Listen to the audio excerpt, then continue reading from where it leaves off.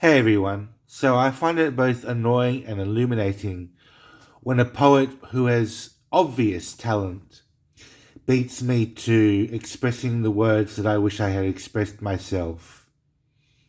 This is the case with KC Kennings, who you can find at www.kckennings, no, sorry, www.kenningspoetry.com. I'm going to read to you some excerpts from her poetry because I find them extremely valuable for understanding myself. So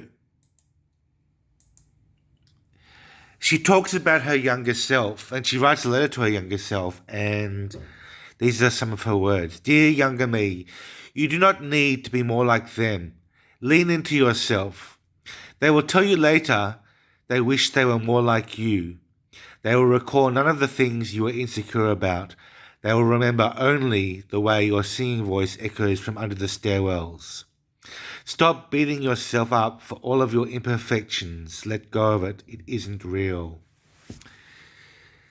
Those words resonated with me so much because I,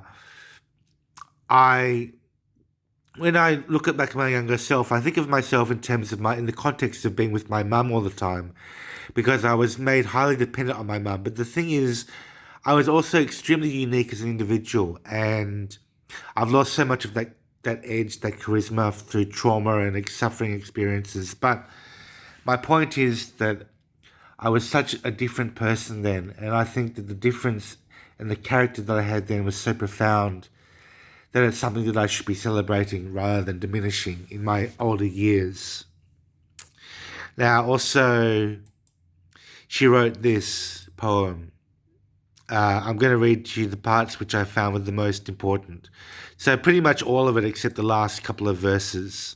It's called All I Know by KC Kennings.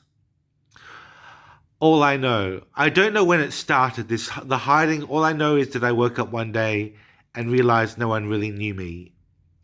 The people I held close had no idea who I really was. I didn't even know who I really was anymore.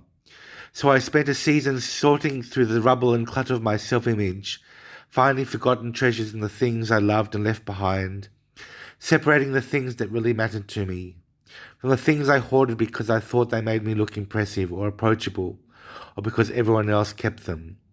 So I thought I should too. I was left sitting crisscross with a small pile of truth, surrounded by heaps of illusions of my own design. All I know is that I woke up one day and realized I called myself by nicknames, and I was deeply afraid that people would see the parts of me I loved and deemed worth keeping, and they wouldn't recognize me anymore. I've called Casey Kennings a poet whose transparency is like a gilt-edged sort of transparency paper of some kind. Her words are not immaculate, they're not infallible, but they are also pure and honest and innocent in some way.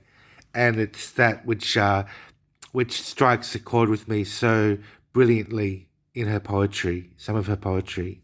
So thank you for sharing this part of the poetic experience with me, and I will see you next time in a new video. Bye for now.